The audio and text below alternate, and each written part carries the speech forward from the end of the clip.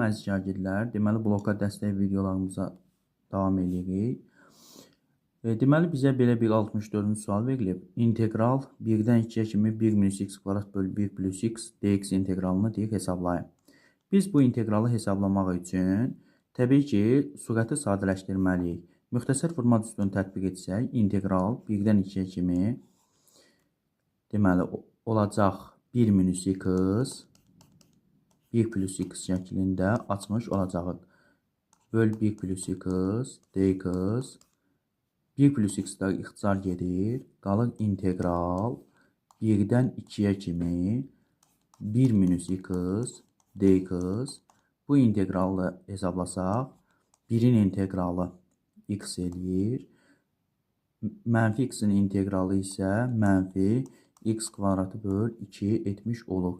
Və indi Newton-Lewis düsturunu da tətbiq etsək, 1-dən 2-yə kimi 2-nin kvadratı 4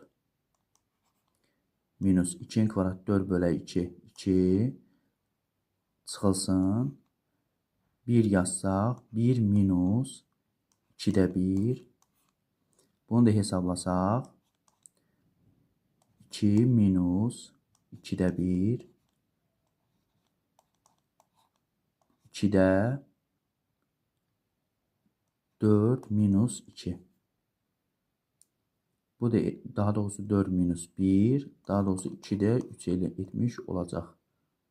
Cavab 1 tam onda 5 etmiş olur.